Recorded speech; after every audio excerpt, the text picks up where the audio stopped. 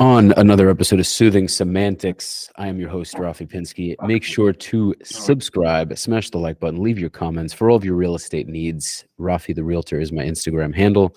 Sign up to my newsletter and make sure to contact me if you're looking to buy, sell, rent, or invest. Without further ado, we have an Israeli ass kicker, my friend Ilay Barzilay. Thank you for coming, man. Much appreciated. For sure, brother. Absolutely. Okay. So for whoever doesn't know who Ilay is, and many people will start to know, he is an undefeated pro MMA fighter, lightweight.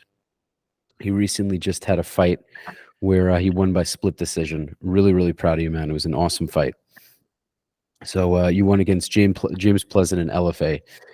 You also had the 22-second knockout with Lamont, which was really. It was such a quick fight, man. It was awesome. It was great watching it. So now and I had another one after Lamont, 23 seconds. 23 seconds. Yeah, against Christopher. That's crazy. I'm sorry I didn't mention that. No, good. People forget about it, but yeah, that because it was in smaller promotion, but. Yeah, I had another one. Okay, I guess that makes sense. Well, if it obviously it happened. Yeah, there's some pretty impressive finishes. There's also what do you call it? Why am I forgetting? Aviv Ghazali with the fastest submission. It's pretty crazy. But now he hasn't fought in a little bit. Hopefully he'll come back and do a fight soon. Seems like he's planning on it. So after these fights, what do you think is how long do you think it's going to be until you're officially joining Natan? Honestly, it's hard to know because it's not my control. I definitely getting a lot of questions about it every day, but the only thing I can do is just keep winning. At some point, they're gonna sign me. Right now, I don't have enough pro fights for them to sign me. I believe it's a matter of couple more wins, probably like 2 more. I was thinking that 2-3. Yeah, that's exactly what I was thinking. Yeah, something like that, probably. How does that feel, man? Because you're super young. You're so young. Yeah, that's why I don't feel a lot of pressure to go that quickly into the biggest promotion. I mean, I did say that my goal is to get together in 2024. That's for sure my goal. But if I keep winning and I don't get a chance in 2024, all good for me. I'm still young. I just honestly, if I'm gonna be there in an older age, I just gonna be 100% gonna be better. And Right. so the time the time is good for me. It's not like some fighter when they gotta do everything quickly because they don't have a lot of time. They like 33 years old. That's not my case. I'm a young fighter, young athlete, and I have a lot of time. So I feel like the time just gonna with the time it's just gonna get worse and worse for all my opponents. That makes perfect sense. Yeah, that's true, man. I mean, yeah, like if you were 30, it would be very different. You want to get your ass in there already. You're 23, Exactly. right? 22. 22, yeah. That's crazy. So yeah, by the time you get in there, because it's like in the beginning, first couple of fights, like Natan had that fight, unfortunately, that he didn't win the first time, and God willing, he's going to win all the rest of them. But that's just like a scary thought because in the UFC, you're at the top of your game, and if you lose a couple of fights, especially early on, it really hurts. Yeah, the hurts, and you going there as a killers, and of course, your goal as a fighter, it's probably to fight at the biggest promotion in the world with the best fighters.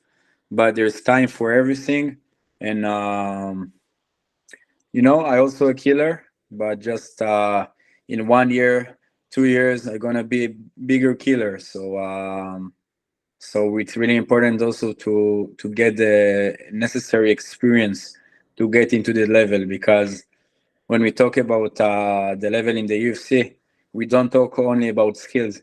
We talk also about the experience the fighters have in there. And if you look at the roster, there's not a lot of fighters that have less than 7 fights at least at their pro career. Mhm. So experience is important. I can be skilled. I can give some great work for a lot of UFC fighters in training, but when you get in the cage, it's different. You need the experience, and that's why I don't feel like I don't feel like I'm in rush. Just enjoying the journey. Couple more wins, and I'm gonna get my spot. Sounds good. That's just great to see. I love the fact that I'm seeing more and more Israelis in MMA.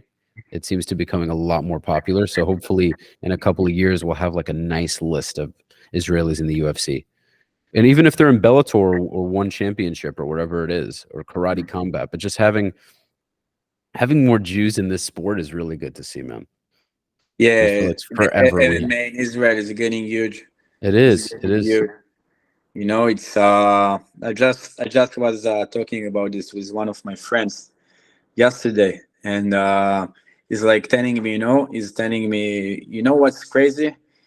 You guys get so much, um, like there's so many people that watch it, the MMA in Israel, but the media, they don't really interested in the media in Israel, they don't really into the MMA world. And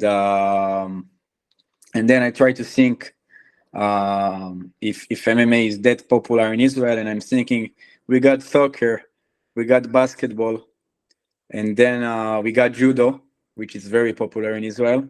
Mhm. Then, in my opinion, MMA is right there. I mean, that's time for the MMA in Israel to be in the mainstream.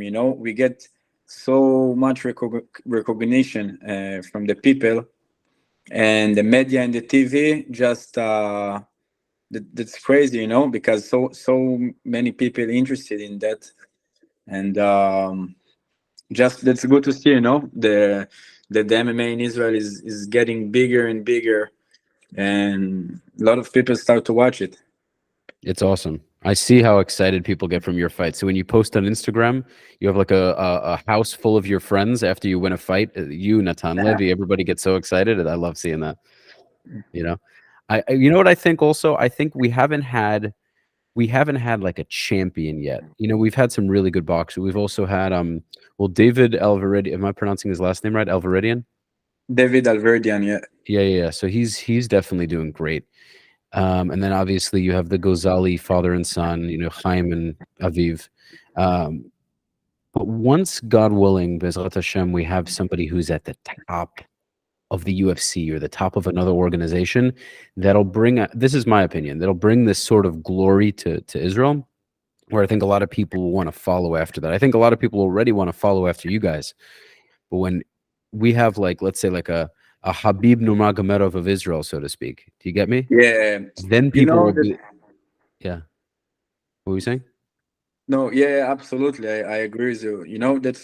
That's hard. I mean, to be the best in Very the hard. world in your job, that's um that's hard, but very hard. But one day it's gonna happen, and I also believe of course, it's gonna give a big push to the sport, in Israel. That's gonna give a big push to the MMA in Israel.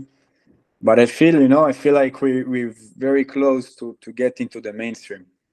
What do you think? I 100% agree.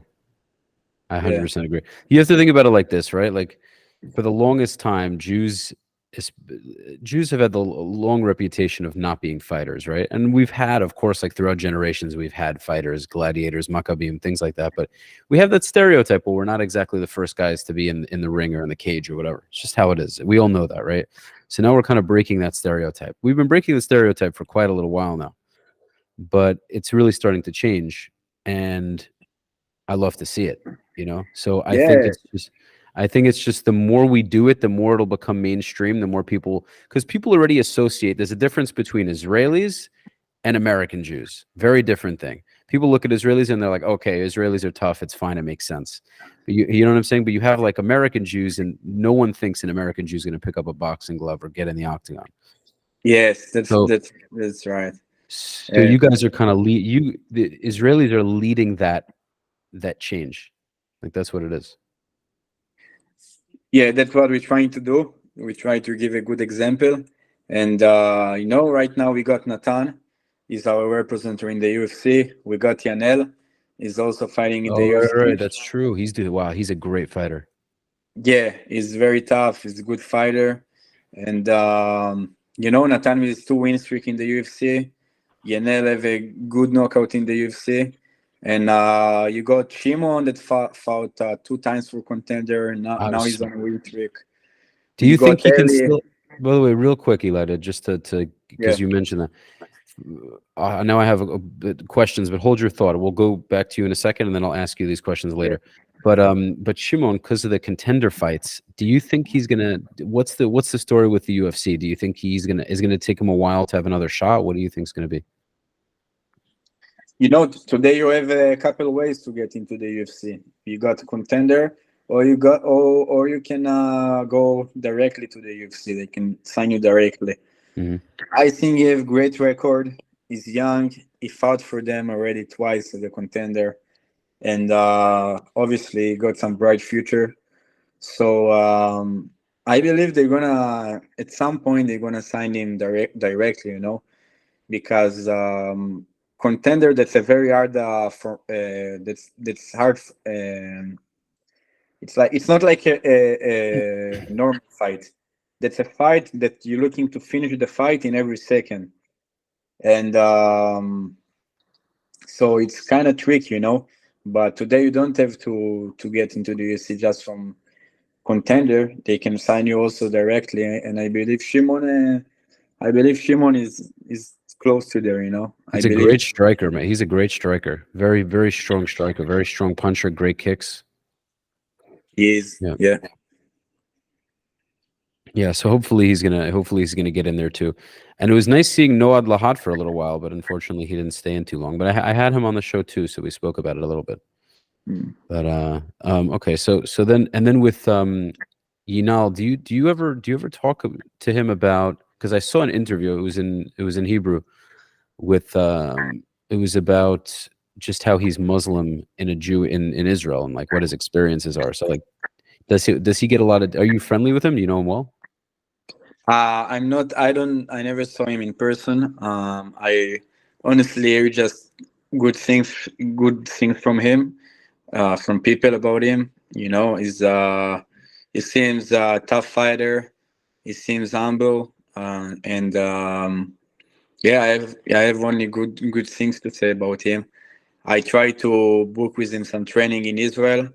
Didn't work out. Maybe someday we're gonna train. I would like to, because Yanal is you remind me a little bit of myself. We both we don't have the same fighting style, but we both gonna fight until the end. And just warrior. He's not afraid from punches. He's not afraid to throw, and I like it. I love it. I think he have a big heart, and that's very important in this sport. So hopefully, we're gonna train someday or something. That's awesome. That sounds good. I want to see him more in the UFC, just because he's in a weird position. Like, he's a Muslim guy representing Israel. He probably gets a lot of hate for it. It's like, but I think that's also a good thing for everybody. It could bring a lot of peace. It's interesting though. Yeah, he's obviously Muslim, but I never saw him talking bad things about Israel, or the other way. He seems like very loyal to the country, and very loyal to his religion. So that's 100%.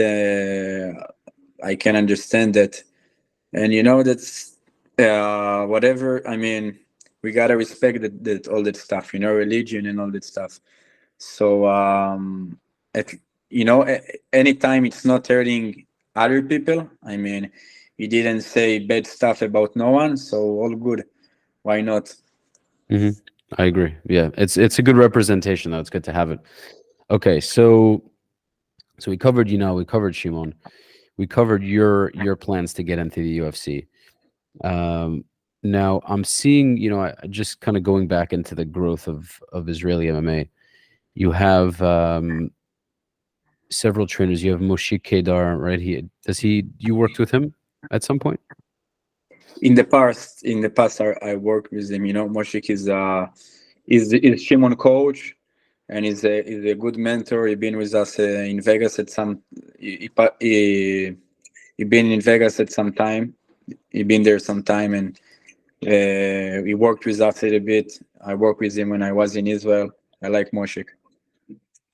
Yeah, yeah. I don't follow him all that often, but I see him.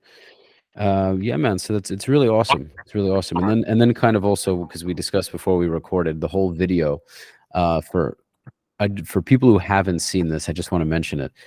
So there is a guy named Nick Fuentes, and I'm talking right now. You obviously know this, Eli, but I'm talking to everybody watching. Yes, sure. So Nick Fuentes is a guy who's denied the Holocaust. He says some pretty bad things about Jews. He's a conservative guy, and I would consider myself a conservative guy or somewhere in the middle. But this guy is on a different level. So anyway, uh, there was this random guy who was trolling Natan Levy about the Holocaust or about Jews, making all these stupid comments. And so Natan told him to come and see him. They basically agreed to meet and get into the octagon. So get into the cage. So they show up. It's all on YouTube. This guy signs a waiver, and Natan goes pretty easy on him. I love at the end when he goes, "I got some great shots." No, he's like, "No." It's great. Yeah.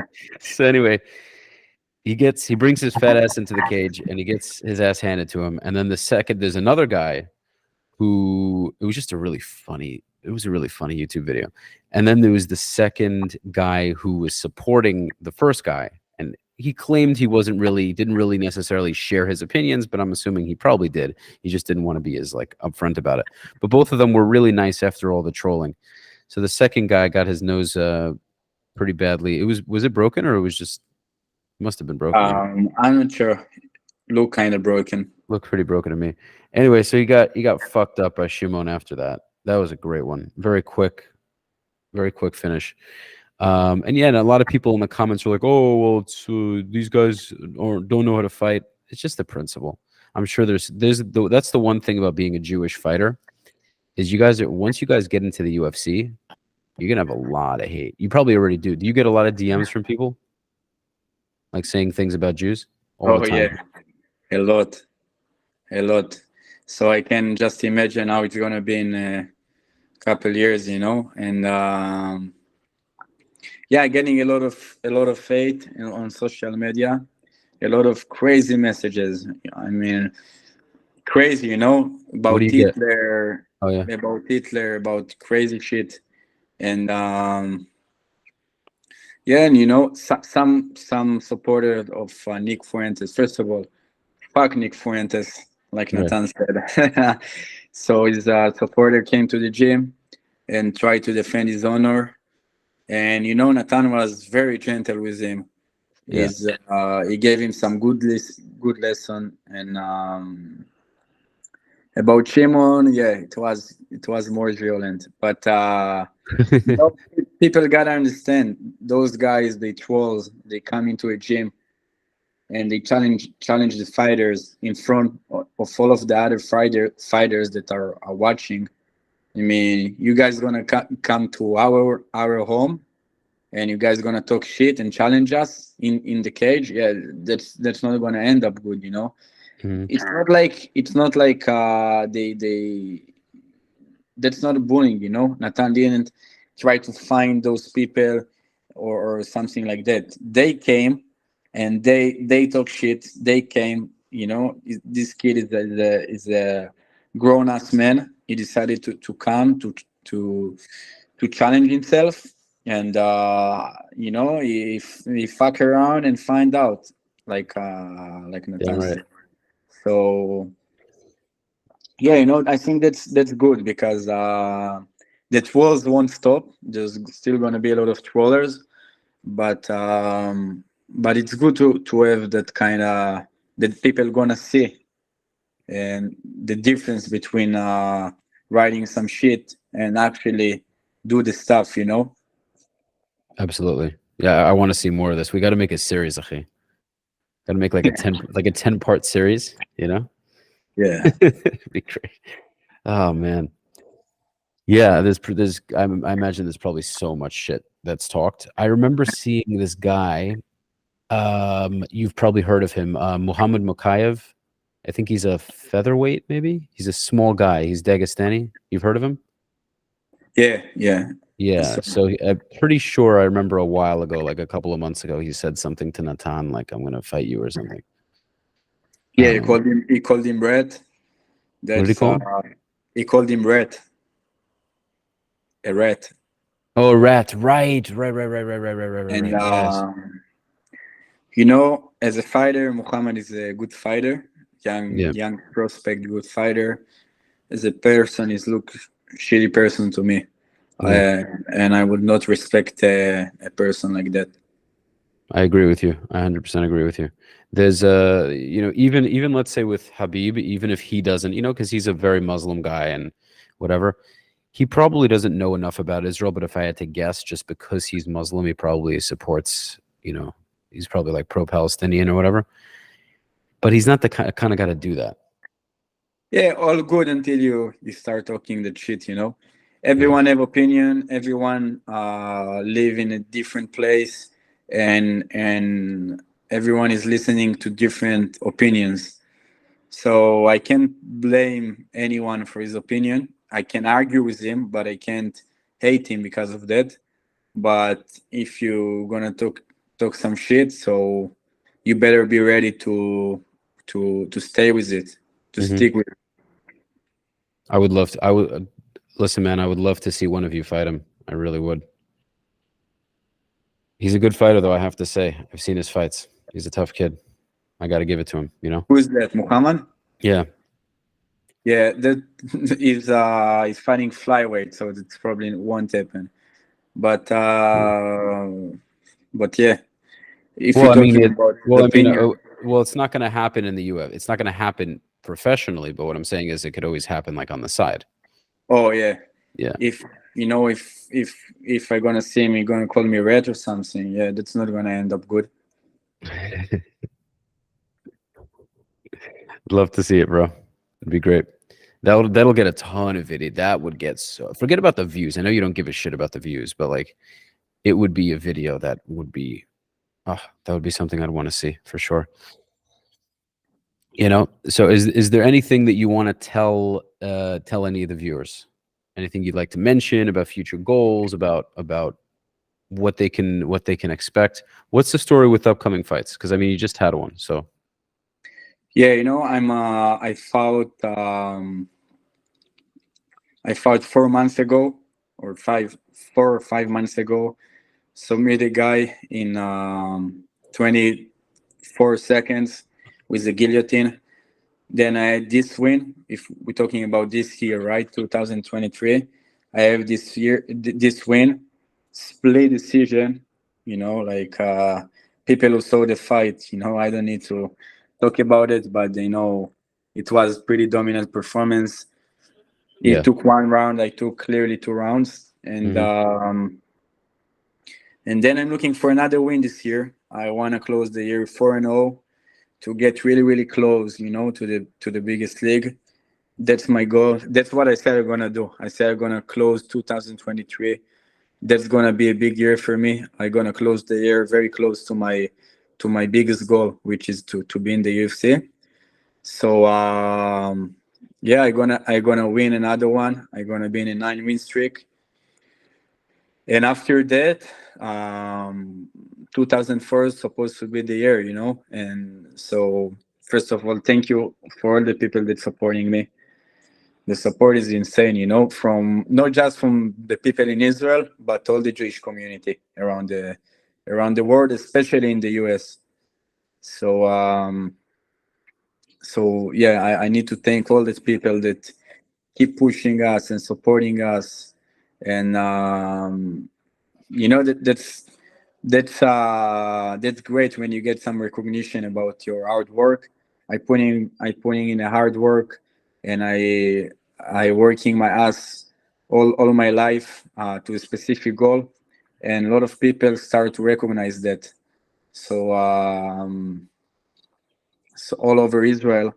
So that's a nice thing, you know. That's a nice thing, and so that's it. Just to thank all the people that's supporting.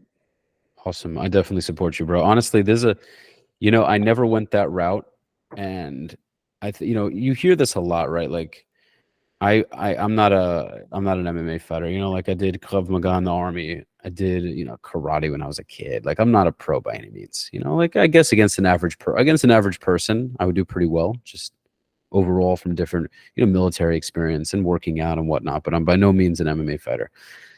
But there's been a part of me where it's like I wonder what that would be like, especially as a Jewish person, like how that would feel representing everybody. It's a nice feeling. I'm really proud of you, man.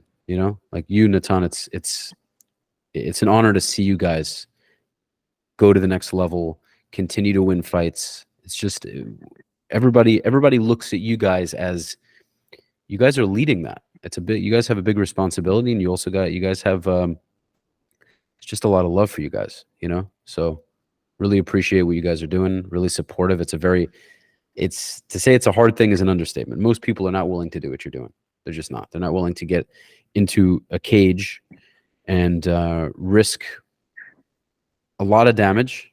It's a dangerous sport, but at the end of the day, I mean, the fact that you guys you have a love for it and you go in there every day and give your best, it's highly, highly respectable. Thank you very much, brother. I appreciate it. That's true. Not a lot of people are willing to do it. That's our job to have, and also we got some pressure with all that, but we need to look on the beautiful side, which is all the love we're getting some hate, yeah, but who gives a shit about the hate? Like we're getting a lot of love, and we're living the dream. We're living the dream. It's hard. The sport can be lonely. It's hard. It's not. It's definitely not easy to get into the cage. It also doesn't pay a lot unless you get to the top, or unless you're like a really good shit talker. And that real quick, you and Natan are naturally, like, you guys are nice people. You're not like a Kobe Covington or a Jorge Masvidal. It's not your nature. Like I'm sure maybe you could talk a little bit of shit. I'm sure, but you guys are kind of more. You guys are very humble. You're very professional. You treat people nicely. And that's kind of tough in a way. I'm sure you guys know that. Like in the UFC, it kind of benefits you in a way to be a little bit of a motherfucker, I guess. But then again, my thought though is that if you're that good, you don't have to be. And I keep using Habib as an example, but there's other fighters that are good examples. Yeah,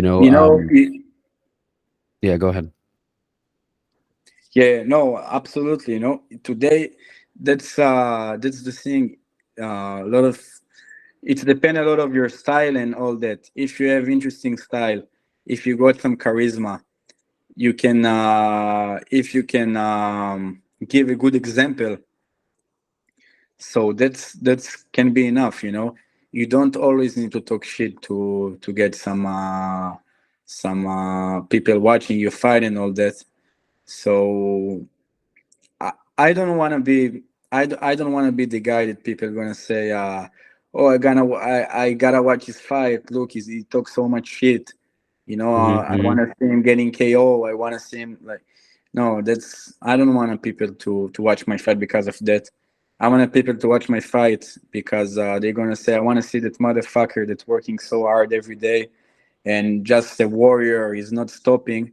That I want to watch this guy fight because his fight is interesting, it's good, and that's the reason I want people to watch my fight. So it's there's some type of trash talk that it's kind of cool. I can do it, but the first reason that people should watch me fight, that's because my fighting skills. And for me, I want to make my fights entertainment for all the crowd. So that's the first on the list, you know. Absolutely. Absolutely. Yeah, you're I mean, listen, you're an excellent fighter, and your grappling is fantastic. But that's definitely your strong suit. You know? That's how you get those fucked up cauliflower ears. Didn't come from nothing. We just show everybody so they could see it. Yeah, that's nice and fucked up. And then let me see the other side. The Other other side's not side, as bad. Yeah, the other side's not as bad. yeah, gotta work on my defense in there. Just popped it. Listen, that's what it looks like when I pop the popcorn in the microwave. It's pretty much the same thing. Yeah, that's a good messed up ear, but it's good, bro. It's honestly, dude, it's like I think about that sometimes because I have like perfectly normal ears. Do people who don't know you yet, when you walk around in the street, do you get a lot of comments? Like, do people often come over to you and see your ear and just like ask you like, oh, what do you do? What do you train? Da da da. Actually, People are probably too not a afraid to. lot. People don't see it from the first look, but a couple of my friends, no, not my friends, but like some people that I talk with them, after some time they're gonna look at this, they're gonna be like, what is that, you know? Because people, I feel like probably they shine because they don't know if you just born with it, if you Right. just born fucked up, or you got it from whatever. So they probably not gonna ask it. But it happened, you know, that some people ask that, but most of the people in Israel actually know what is cauliflower. Even some old women, you know, when I talk with them, they know what is cauliflower. They know that I training some type of mixed martial arts. So I think it's just because maybe we're a little smarter. No, but it's a small it's a small. I'm like half serious. It's a small country. It's a small. it's a small country. So like eventually, once a lot of us are into fighting, all the parents are gonna know what it is. Everybody's gonna talk about it. We're Jewish. We always tell each other everything. So it's like once it becomes mainstream, everyone's gonna know. They look at the ear, they're like, okay, that's from fighting. You know, they'll just know. So yeah, man. and in my generation, the young generation, I think everyone already knows today what is cauliflower, Yeah, because there's so many kids that watching today the UFC. You know, they see Conor, they see like the big fighters. They know what is cauliflower. So yeah, I feel like most of the people in my generation know. Maybe the oldest one, still some of them don't know. yeah. When I remember In when I was Brazil, younger. everyone knows. When I was younger, I used to see cauliflower ear when I was like a kid, and I was like, "What the hell is that?" I thought the guy just was born with it. I just didn't know what it was. And then as I got older, I was like, "That's what it was. It was cauliflower ear," you know. And I had no idea. Yeah. I actually got some funny story. I've been in Brazil, and crazy story. And by some mistake I went into some favela, some big favela, which you know what is favela? Of course, in Brazil, yeah. Yeah. So you know, I was not Well, supposed to first of be all, there. Eli, how long? And What's the story with that? How long were were you born in Brazil or Israel? Like, what's the story with that? no, I was born in Israel, and Hmm. my mother was living in Brazil until she got married with my father. They married in Brazil, and then she moved to Israel. But all my family is in Brazil. So when I was young, I spent a lot of time in Brazil to visit my family. So yeah, I'm half Brazilian. My mother, she's Brazilian. Got I it. Well, speak the language. you speak Portuguese, okay? Yeah. Yeah. So so I've been there. I just was in some training camp, went into the favela by mistake, and then people starts to come. They, of course, they see I have a blonde hair. They can tell I'm not kind of full Brazilian. I Oh, look because I of the look I favela. also have, Oh, yeah, I sorry. also have, I was dressed different from them, and I have some Israeli accent when I talk Portuguese, so they could tell. And then they see the cauliflower. They like, and in that point, I'm like, fuck, I'm into the favela. You know, I don't know if I gonna, if the if that if it's that easy to get out from there. You know, so they see the cauliflower. They're like, oh, you're MMA fighter and this. I'm like, yeah. And then at that point, I trained with at the same gym of Charles Oliveira. So he's like Nice. he's like a legend in the favelas. Yeah, of course. So I'm like, That's when you know you've some made it, people, by the way, Eli. That's how you know you've made it in life, when you can walk into like the most dangerous favela or like ghetto or hood, and you're like the legend. Everyone's like, oh, he's safe. We love him. Like that's how you know you've. That's what I yeah, honestly think that. You know what I'm saying? Like think about. I keep mentioning Habib, but bro, any of these guys, not any of them, but like the people who are really like loved by everyone, they can walk into anywhere, and people are just like if Habib walked into prison, people would be like, all right, well, they don't want to fuck with him, but they'd also be like, this man is yeah, protected. right, You just earned your yeah, stripes. Yeah. yeah. In that countries, in Russia, in Brazil, they have that culture when when they respect the fighters a lot. They respect, they know what is to be a fighter, so yeah, so I've been there. And then I'm like, hey guys, I know there's some party in here, but I just came by mistake. I would really appreciate if you guys would let me to get outside. And then they like, oh, show us some video of you fighting. Then I start showing them video. I show the knockout, and they like, oh, they like it and everything. Then I told them I'm training with Charles Oliveira and all that. I showed them a picture of us. So they like, they were super happy. They like, hey, this guy is good. This guy is good. Let him out. Let him out. So that's funny. They recognize because of the cauliflower that I'm MMA fighter, and I don't know how it's gonna end if I was without cauliflower. It's pretty funny, huh? The cauliflower kind of saved you. It's interesting, but yeah, Yeah, because maybe because they didn't think you were just like some soft boy, like that they could just like kidnap her or who know, or like steal from.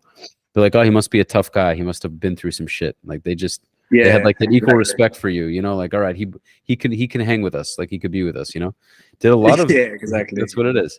Did a lot of the Brazilians in the favela did you see other people with cauliflower ear? Because Brazilians are very into. A lot. Every time I walk in the street in Brazil, I will go to the gym. I would see at least like 3 person on the way with cauliflower. That's Mhm. insane. Yeah. So many people in there training Brazilian Jiu-Jitsu. Yeah. It's part of their culture, man. Do you think eventually it's going to get like that in Israel, where like you'll just walk around the streets and see people? I feel like it'll take a very long time, though. You think it's going to happen? Like, you think in 10 years it's going to be a big difference, or not so much? I mean, it will take some time, but also in Brazil, they feel honored to be with the cauliflower. That's kind of give them the status of the warrior. And in Israel, it's not like people see the cauliflower and they're like, "Oh shit, that's the guy," is a warrior. It's not like it's sometimes like that, but not like in Brazil. In Hmm. Israel, they don't respect fighters the same way they respect in Brazil. So people will just drain their, they just gonna take care of the hair. But because in Brazil, some people, some guys getting hurt in the hair, and they don't do anything about it because they want the cauliflower. Right. You understand? But yeah, at some point, I think today a lot of kids start training Brazilian Jiu-Jitsu and of course judo. At some point, it's gonna be like that. I believe so because if you're looking about achievements, We have the biggest achievements we have in Israel. It's from the judo, it's from the gymnastic, and it's from MMA and or jiu-jitsu. That's the sports that we Hmm. better most than all the other sports in Israel. So I already feel like there's a change, but at some point people are gonna look at the sport different. They're not gonna look at this violent way, like a lot of them. Like a lot of them see the sport right now in Israel, and it's gonna get big, very big. Yeah, I agree. I can't wait for that moment. It's already happening, but it's going to be good to see.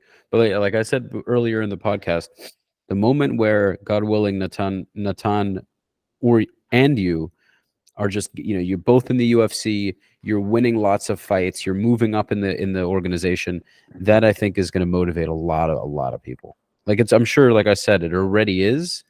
But once you guys are like well known, like the whole world knows you at that point, then it's going to be like, holy shit. You know what I mean?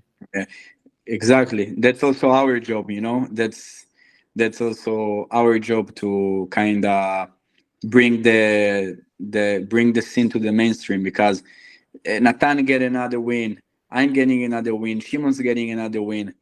You know, people start seeing, whoa, there's something they're representing us very good in the world, in the United States. So that's also our job.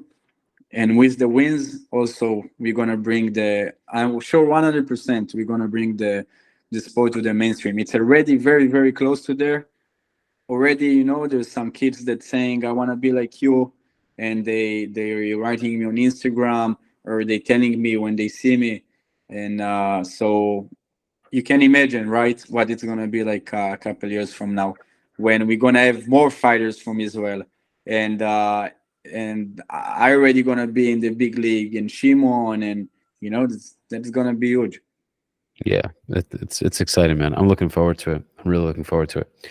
Okay, well, that wraps things up, guys. I hope you enjoyed this. If you want to see more of Eli, make sure to follow him at Ilay Barzilay on Instagram. The hype is definitely real. So I appreciate you coming, bro. And wishing lots of success to you on your future fights. God willing, you're going to be in the UFC very soon. And that wraps up the episode, guys. Make sure to like, subscribe, share, leave your comments. Of course, for anything real estate related, you know who to call. And I will see you on the next episode.